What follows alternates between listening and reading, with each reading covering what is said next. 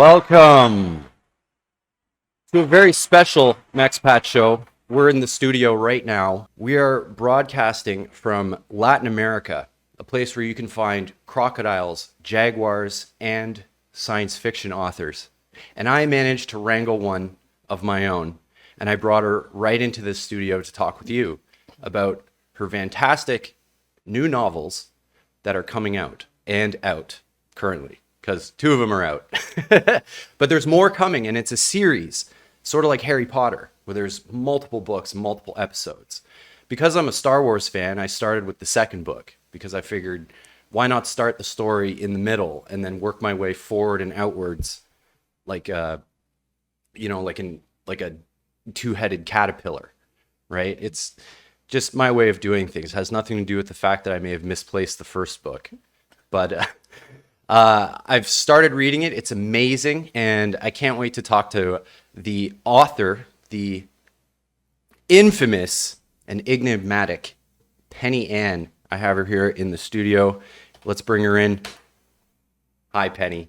Hi, Sean. How are you doing today? Very good. Now, it looks like we're talking from two different locations, but she's actually on the other side of the room. So we're here together, and we're here to talk about what? Her books. That's right.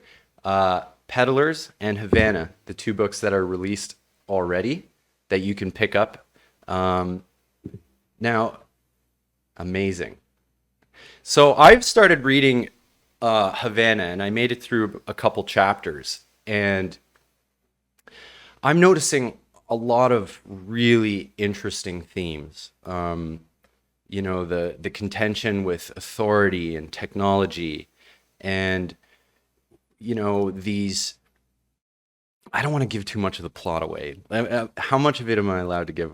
I'll be vague. I'll try and be vague. But so certain people have, you could say, submitted to or forced.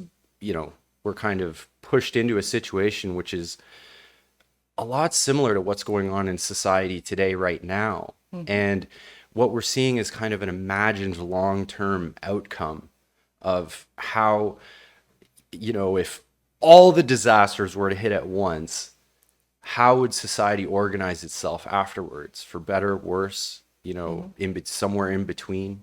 There's no clear lines between good and evil necessarily. I think that duality exists in everybody. Mm-hmm. And this is a really, interesting theme.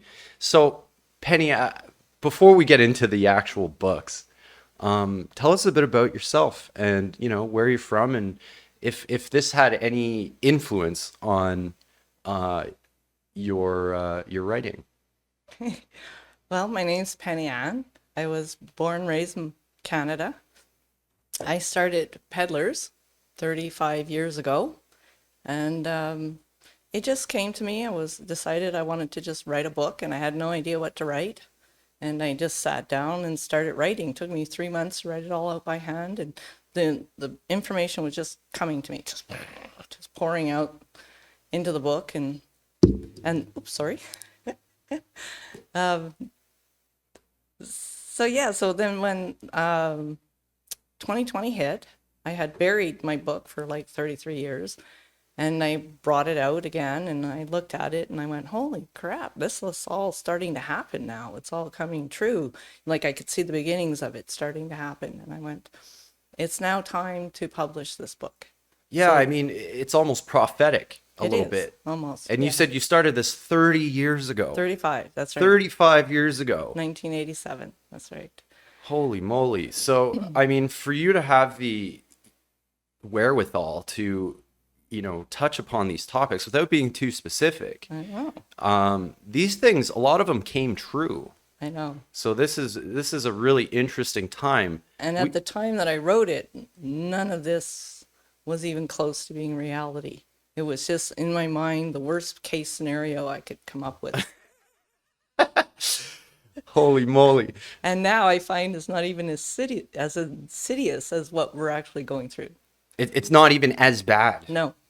Insane. Yeah. Absolutely insane. I couldn't think of anything worse, but I'm not of that, whoops, sorry, evil mastermind. I keep hitting the microphone. Gotta stop talking my hands. It's a big giant. We're working on getting an even bigger microphone, Oh, one that'll just nice. cover Just cover my everything. whole face. You'll be strapped to the chair. You can't move. Perfect. The perfect guest. That's My right. technicians will love it. Yeah. Like, oh, they sit still. I can light their face. Perfect. So yeah, so what happened was my book turned out to be over 151,000 words, which was way too large to put in print. They usually like to print between 60 to 90,000 words. So I kind of had to like edit big time. So I took 200 pages out and dropped them on the editing floor, so to speak. And then I still had to move off some information into the next book, like all the history and stuff. Basically, if we're looking at this future, Yes. fictional future, of course, this is basically if the corporate elite win the war and we just plunk somebody down into 2169 and say, go, this is the society they end up in. So it's kind of a little bit of a warning, I guess, that where we may end up going if we're not careful today. Right. So is this, I mean, if this is all coming true, does that mean I'm going to have superpowers? Because I'm waiting. I'm ready. Yeah, you're talking about this book. I'm not saying which superpowers. Well, the books begin with Peddlers, which is basically the rebellion. This is where the rebellion starts. Right. Okay. And then we move into Havana, which is basically the revolution. Now, I just finished the third book to the series called The Dream Spellers. And this one moves the story 20 years into the future. And that book is the evolution. Right. It's nice to know, where are we going from here? Where do we go? One thing that I really enjoyed was how the forced introduction to transhumanism, I guess you could say, isn't necessarily evil on how it turned out. And some people it turned out to be a benefit, even though, of course, at the beginning, when this is like forced on people, it's not a good thing. But I like how, again, the lines are blurred, whether things are absolutely dreadfully evil or not. Well, society progresses, and the people born into a system are never going to know any different than the system they were born into. So that becomes their reality. They have no comparison, so they can't go, oh, this is horrible, because That's that right. is their reality. They know no different. They were born into it. That's right. Yes. So for them, it's not horrible. This is their life. So are there any, I guess, overarching themes connected with each character, or did they are they inspired by anything in your own life? Not really, no. I found when I was writing the book, and this would happen a few times, where I would say, this is what I'm writing today. And then that day, the book would just go in a completely different direction because the characters themselves said, no, I would never say that, or I would never do that. And I would realize, you're right, you wouldn't, because they have their own personality and they're brought up in the society in which they are brought up in. So they have their programming, they have their societal parameters, and they doesn't necessarily work with what I might think based on my programming and parameters. So when I was writing the book, sometimes they were like, no, I wouldn't say that. And I'd be like, yeah, you're right, you wouldn't say that, right? So then the book often went different ways than what I expected, but I pretty much let the characters write the book. They reacted and acted and reacted based on their societies, their attitudes, their programming. It was all just really up to them to take it where they want it to go. Wow. So it sounds like you're almost like you're channeling. I don't know. You can't say that you are, because No. that would take away, but I it would sounds like to me like this is maybe floating around in a consciousness above us, and you're one of the gifted few that can bring that thread into our dimension and realize it in some fantastic fiction. I would definitely say it is a God-given talent, because I don't look at a blank page and go, oh my gosh, what am I going to write? I sit down and I start writing. He entered the room and it just flows right through me, just. And I think that's probably good advice for any aspiring young authors out there, is to let your let characters. go and let flow. Yes. Stop trying to control the narrative, because the characters are going to take it where they want to take it. You set up the scenario, you set up the character personalities, and go. Just let them rip. Just let them rip. That's amazing. Absolutely incredible. Writing fiction is something that I've never really attempted, but I mean, if I was to try, I would watch this podcast and listen to you first. See, what are the secrets? So, I mean, I've heard murmurs and rumors that this is going to be a trilogy, but could this book expand either direction, future, past, to, go through more lore, expand some characters, maybe some side quests? That's always a possibility. I've fallen in love with these characters, and I'm hoping everyone else is going to fall in love with these characters. They've been a big part of my life now for, what year are we? About 37 years, I guess. So now that I've finished my third book, which sort of completes the Children of Change series, I'm a little sad, because I'm like, oh, I'm going to miss all my friends. Excuse me. I wonder if I suppose all authors kind of have that. They have all these, characters in their mind that become Real. kind of like friends, or Yes. real personalities. I used to have staff meetings with my characters. Say, okay, where are you at? What are you doing? Okay, that's okay, good. Where are you at? Where are you doing? Where you're at, And then I would just like, okay, now we know where I'm going with the next set, right? Right. Yeah, a set of ideas, and yeah. So, I mean, I have a general idea of how I want the books yes. to roll, Yes. but like in the third book, which I started in May of this year, I was kind of humming and hawing and humming. I want it done by May. I hadn't even got the idea by May what I was going to do. So I hummed and hawed and tossed over ideas. And a friend of mine says, oh, don't even worry about it. Let's just go for massage. So I said, okay, fine. So we went down to the beach, and we're on the ocean and having a nice massage down there in one of the cabins. And I started to relax, and just boom, just like that. The whole book just downloaded into me. I just like, okay, now I know what I'm doing. That's And incredible. yeah. So then I didn't have to go, what was that I said the other day? Was I talking about something about this? And it was just there. It was just, yep, now I know where I'm going, what I'm doing. And so now I've finished it, and it's December. So I guess it's stuck with me for a while. Very good. So you don't really work off of an outline or anything like that.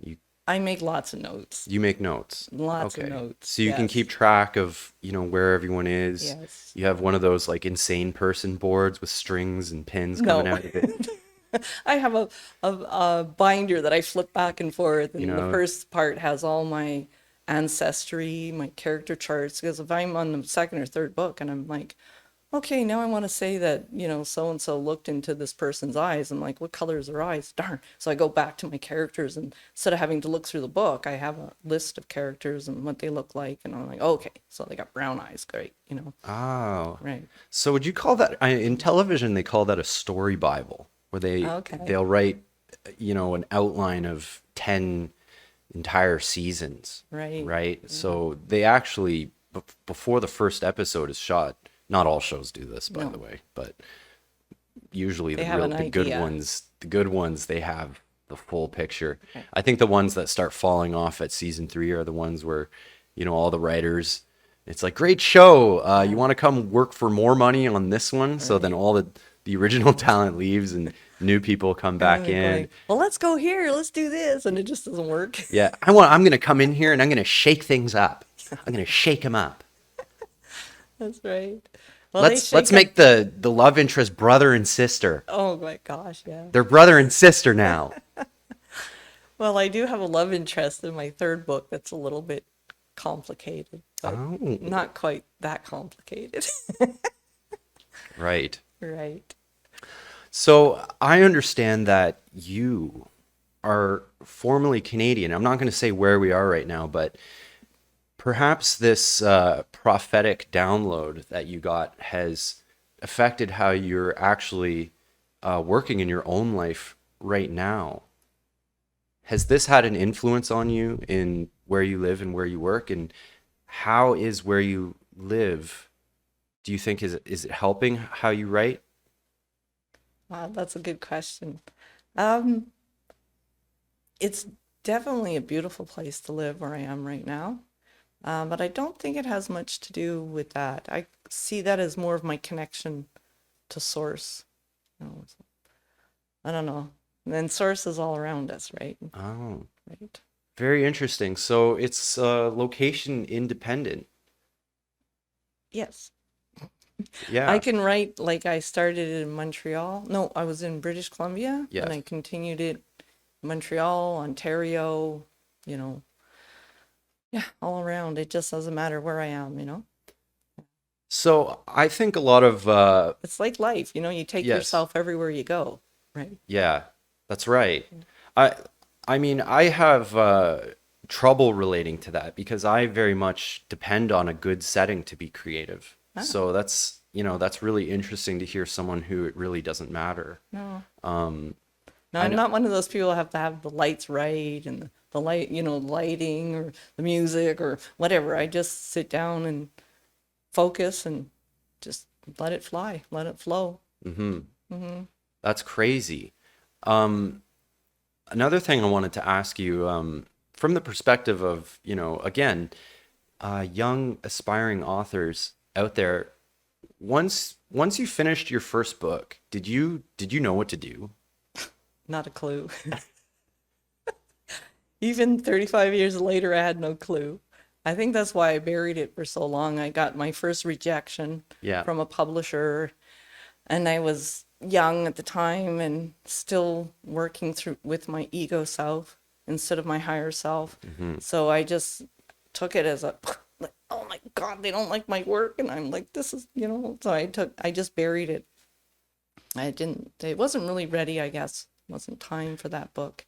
I find it, strange how many great works get rejected over and over and over again. Mm. Like, I brought up Harry Potter already once, Mm. but I'm pretty sure Harry Potter was rejected like 58 Hmm. times. Even Stephen King was Stephen, rejected like many times before he got his book published. So, yeah, you know, and there you go, right? one of the So, one of the great horror science fiction shows, Stranger Things, yeah.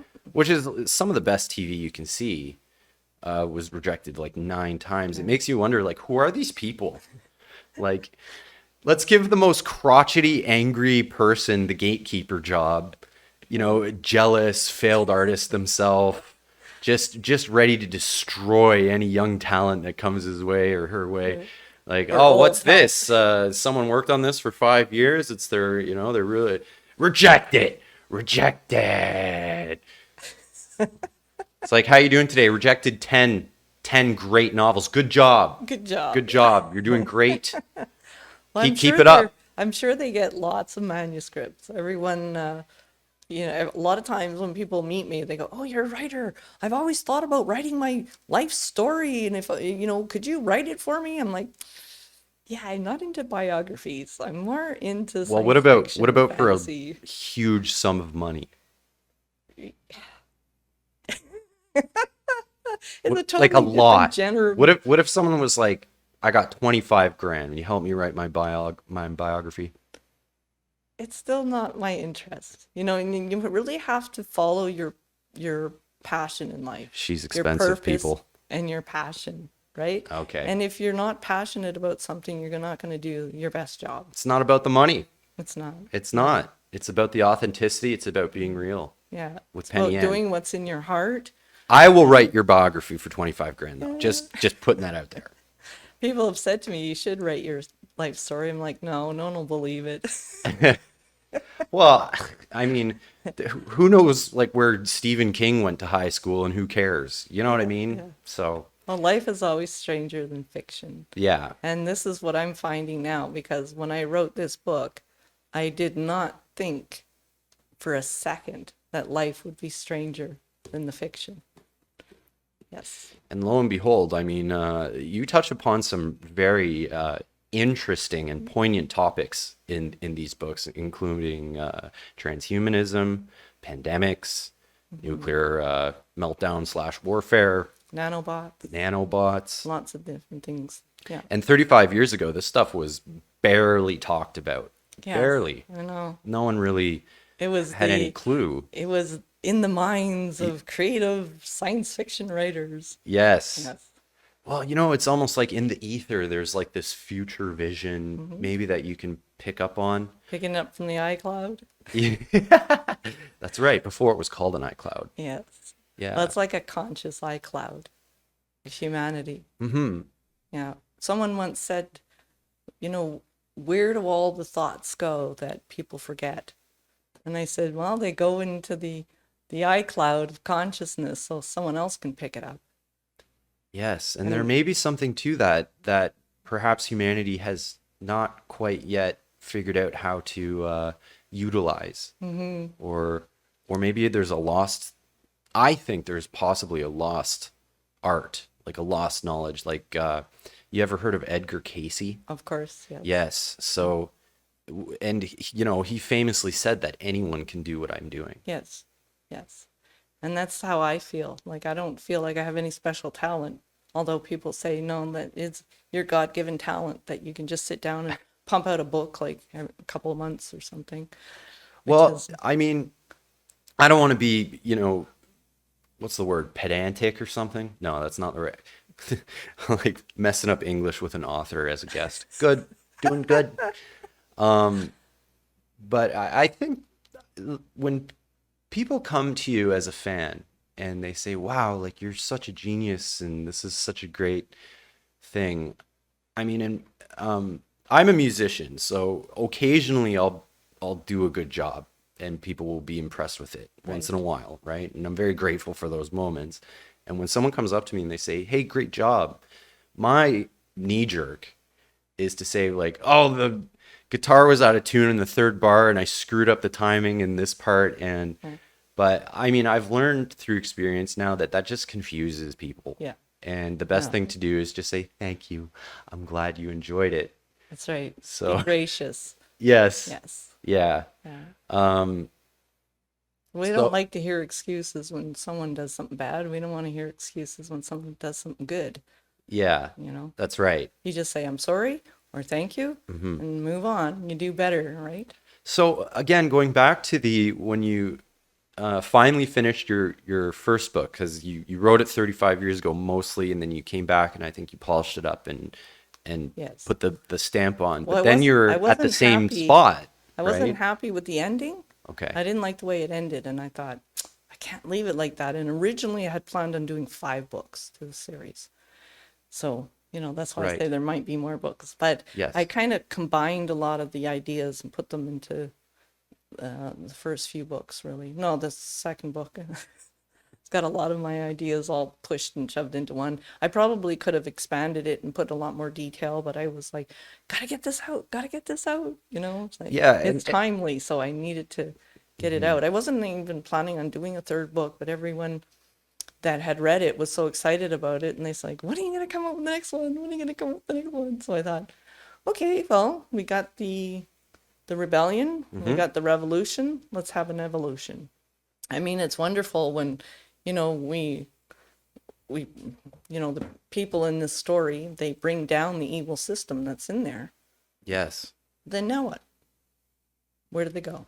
What do Where they do you, how does you, right. And this is where it gets really interesting is how, your vision on how society reorganizes itself after so many traumas and then what becomes of it. So, I mean, it reminds me of, it's kind of like Hunger Games with a little bit of The Stand. There's a small Mad Max element in there, which I don't even know if you detected that or meant it. Uh, and then there's a kind of like X-Men, like a Marvel Comics thing, which I don't mean to bring that, circus stuff into your work, but vaguely, like it has these really fantastical elements Yes. that come in and start evolving, and it's Right. it's really interesting. Now, when you read a little further into Havana than you've gone, you'll find out why these people are the way they are. Ah, Yes. okay. So the mystery will reveal itself. Yes. Yes. I wonder if there could be any semblance of this happening in our own reality. Like how many? I know the timeline is a little early. I think you were having things really get crazy at 2012 in your book. So these books would actually be taking place in like 21. Ah, I know the book yes. has its own dates in there, But but only if I was writing about our world and not which you're their world. I not. know I'm writing about their world, not That's our right. world. Yes. Yes. So that, the similarities are, in a sense, coincidental, but at the same time, a writer always draws on things that are going on around them, things that they've seen, some things that they've heard, pull it out of the iCloud, right? Yes. Yeah. I wonder. I mean, there was a guy on Coast to Coast that claimed to be from the future, Okay. and he had he was saying that it was like the year 2193 or something. He said he was Okay. from, and he said the states was all split up into factions, and um, it was. Oh, okay. It was The Handmaid's Tale. That was Oh, okay. that. There's similarities with that work. When that came out, were you like, drat? Because it was, it had elements where I think Margaret Atwood like ripped you off from the iCloud a little bit. Margaret Atwood is an amazing author. She really is. Yeah. Another Canadian, by the Yes. way. Let's take credit Yes. Yeah. for the Canadians out here. All right. We love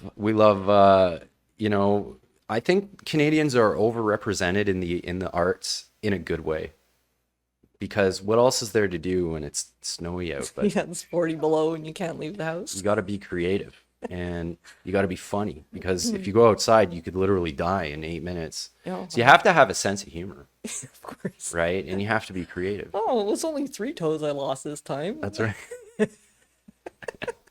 My windshield wiper broke on the highway and I slid sideways underneath a giant tanker truck, but it was so icy, I just stayed under there for a while and nothing happened, and then I Yeah. drove away. Um, so, okay, we're 35 years ago, you finished the book, now more recently, and then you're encountered with the same exact problem you were 35 years ago. Is now you have to do the next step. Now you have to get the book published. Yes. So what was different this time that allowed you to push through and actually achieve? Ah. Well, interestingly enough, um, my husband had just passed away, and that's when I found my book again, buried in storage while I was purging the house. And I looked at it and I started to read it again. And I was like, oh my gosh, this is actually really good. Because I had just sort of rejected it in my mind, when it got rejected. And every time I thought, oh, I know, I should put this line in, and I put the line in, and then I would read the next line, and go, oh, I already put that line in, so I'd take it out, right? And I thought, this is actually really pertinent to what's going on right now, 2020. And so I thought, okay, this needs to be published. So then, of course, I had to figure out how to get it off to 3.5 floppies and onto stick. And then I had to have it buy a computer that I can actually work on. And then I had to convert the old WordPerfect to, it was like everything was so old, right? Yeah. But I just kept pushing through because it just felt to me like God was saying, how well do you want this? How much do you want this? Is this really your passion and your purpose? Or is it just a flimsy thought? And I just kept pushing through, going, no, this is my purpose, this is my passion, this is what I want to do. So I actually quit my job because I was waitressing for the better part of 44 years. And I just went, nope, this is not what is resonating with me anymore. I want to take up my writing because that's what I'm passionate about. So did you just, open up your web browser and type in how to get my book published? Or No, what? actually, it was, well, I was like, looking into, things come up on your Facebook wall, and I would like look into it, go, that's interesting. But I wasn't ready to commit anything. I was just looking. And one day, the phone rang, and someone said, "Hey, I noticed you were on our site, blah, blah, blah. And, do you have a book to publish or whatever?" And I was just like, what? They're coming to me now. Like, this is wild. I was Wow. pretty new to all this, I have internet no stuff. idea how it works. Yeah. Well, I So mean, then I I know the ended up internet, but speaking to this lovely fella named Jamie for better part of a year. Every so often, he'd call and we'd talk, and he knew I had a book, but I was like, I don't know if we should, I was all pretty scared, and of course, we were living through scary times, and I was alone, and yeah, it wasn't a good place. But then I started realizing, so you're talking like 2019 when the lockdown yeah, started. 2020, yeah, 2020, right? yeah. So, but then once I decided, okay, that's it, I'm doing it. Then things started to change around, and I did have the confidence now that I didn't have when I was younger, because I realized that what people say says more about them than it does about me. So this Do you? publishing company, even though they rejected my book, said more about them than it did about my book. Very good. And there's a valuable nugget of knowledge right there. Again, it's what's the difference, do you think, between thick skin and confidence? Or is there one? Yes, in a sense there is, because if you have thick skin, then it's like when people are pounding you, you can be like, I don't care, whatever, say whatever you want, I don't care. But confidence is like you're moving forward with your own convictions, your own passion, your own purpose. And you know what your passion and purpose is, and that's what gives you the confidence to move forward. If you're just going, oh yeah, I am a great writer and I'm going to do all this, then you're easily broken down because you're not coming from a place of confidence. It's like a house of cards that you're Yes. standing on Yes. top of, Yeah. right? It's ego-based. It's not a really Or if you have solid just a foundation. 1 inch, piece of iron that you're standing on, That's right. you're not going nowhere. And you're tiptoeing through life hoping you don't fall and fail. Whereas if you choose, because again, in my book, I also put in that life has no purpose except that which we give it. So when you give yourself your purpose and your passion, a lot of people out there going, well, I don't know what to do with my life. Well, pick something. What are you passionate about? Pick it, choose it, do it. Yes.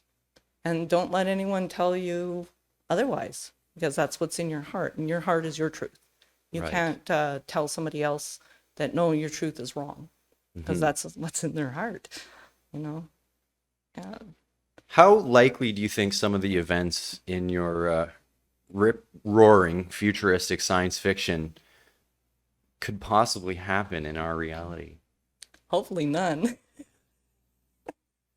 You give some odds? Uh, I mean, this could be very well a kind of like a survival manual. it could. Going into the you know, future, you're going to be more equipped Yes. if you read these books. Yes. You're going to be more equipped for the future, because this crazy science fiction world that you've created is starting. Well, our world seems to be on a trajectory that could go that way. Following down this pathway. Yes. Yes. And this book here is my introduction to the society and the characters and building that whole scenario. And then this book here, and then there's the one character who breaks out of his We can say the lead character's name. Corey Tusk. Yes. Yes. And he breaks out of the confines of his tightly controlled society and ends up interacting with others, which has never happened before. So that changes everything, and it starts a rebellion. So then when it comes to this book, things Yes. have changed, but people now are like, hey, like everybody's catching on, right? Everyone's waking up and catching on that this is, So the connections are made, almost yes. like So this book is more of a plunger book. It plunges people into the history starting way back in 2012 on to show how peddlers became all these societies became the way they were, as well as continuing the story going forward, right? And then so that's when they have the revolution. But the third book now that I've written, The Dream Spellers, moves it 20 years into the future. Right. And I didn't want to baby step everybody into this is what we do, and this is how you make a fire, and this is how you Yeah. you know. So it's 20 years in the future, and then that's the society how they're living now, and you can glean from it all the talents and all the information you need from that, you know. Incredible. And then I also have a fourth book out. I've actually done this book in Spanish. Oh, there you go. Yes, so that one will be out in a couple of weeks. So our Latin American fans can read in their native tongue. Yes, yes. Beautiful. So little by little, Espanol. and these are all available on audiobook, softcover, hardcover, and ebook.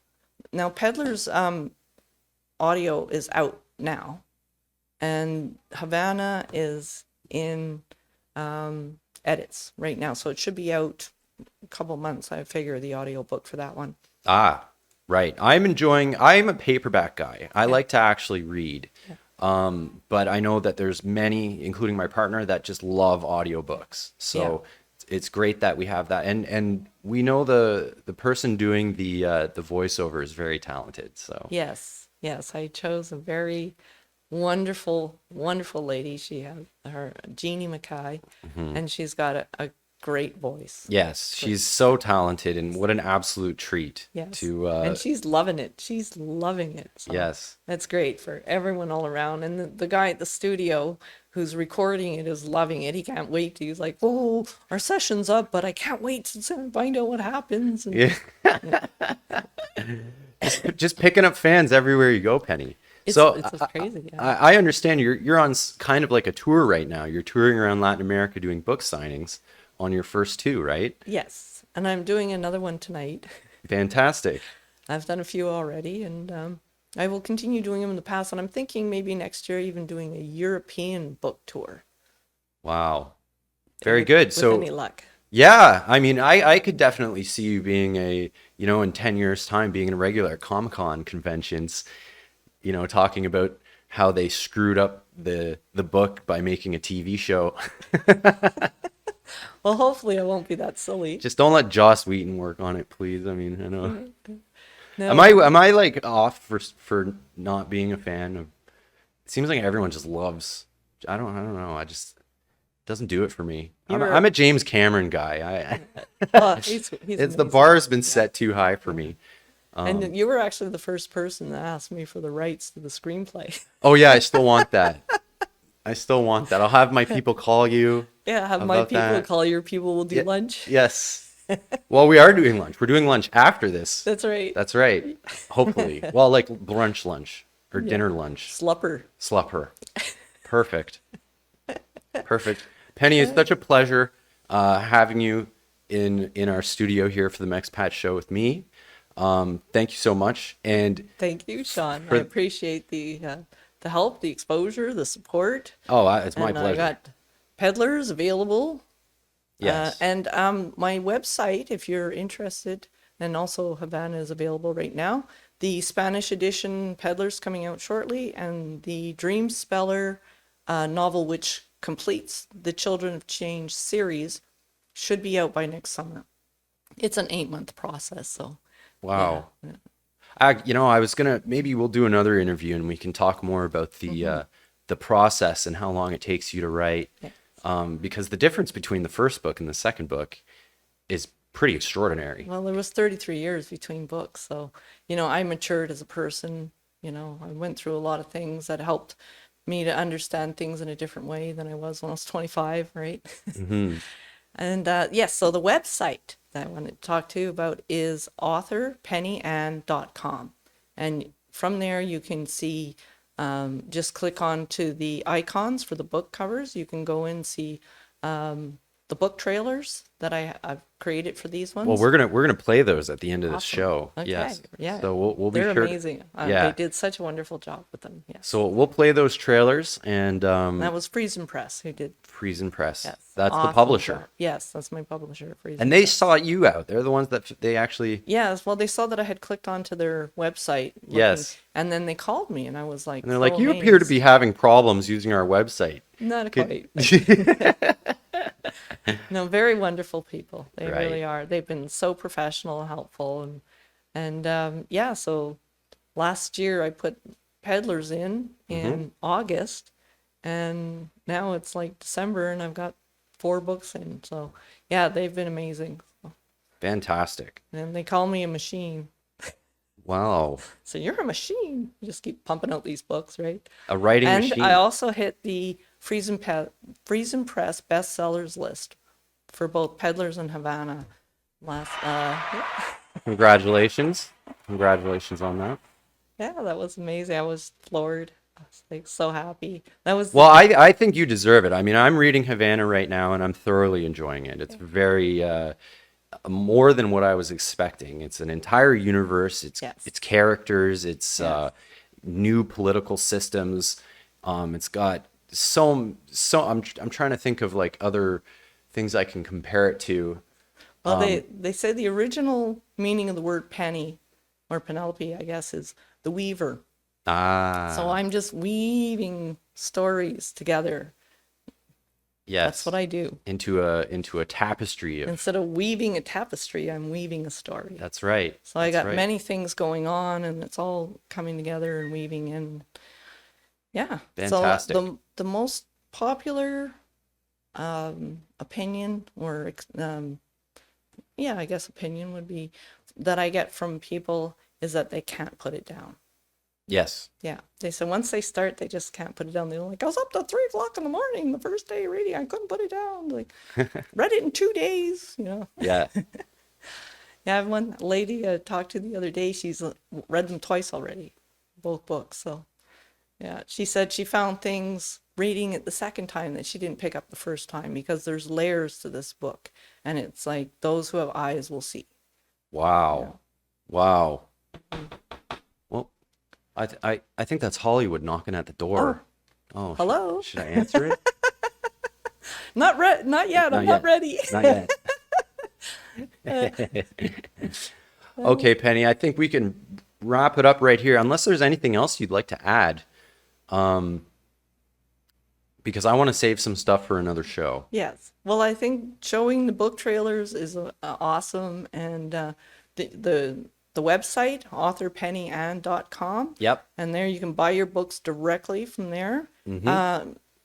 Sound and Find a Way have the audiobooks, so they'll be the ones that are selling the audiobook. But I mean, there's lots of sites. So the books are available on 50,000 sites. Yes. The audiobooks available on 50 sites. Well, the best way to support you directly would be probably from the publisher, or does it matter? Yes, well, the button on my website brings you directly to the Friesen Press. Fantastic. Yeah. Fantastic. So science fiction fans, definitely check this out. Don't let this one run you by, because it's a game changer. An amazing 2-book beginning to what could be a wide spanning series, or maybe not. We don't know yet. We don't know. It's up to Penny and her iCloud. I wasn't she planning on says. doing a third, but here we are. That's nothing to do with Steve Jobs, by the way. We're talking about an ethereal 5th dimension knowledge matrix, right? That's right. more or less what we meant by that.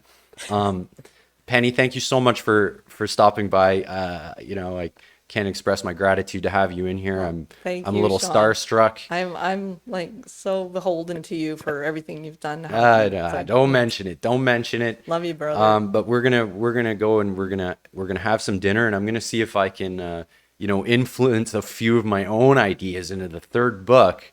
Oh, you have to be covertly. 4th book. The 4th book, right? The 4th book. The 3rd one's done, right? That's right. That's right. So, all right, everybody. So stick around. We're gonna play the video. We're gonna play 2 videos. We're gonna play one for Havana and one for Peddlers. Peddlers is the first book. Peddlers is the first. And we're going to play those videos. You can find out where to grab these amazing science fiction novels. They're adventurous, action-packed, Very cool, very original. So don't miss out on these. Check them out, and we'll see you next time on the Mex Patch Show. Penny, see you later. Thank you. Bye bye. Bye bye.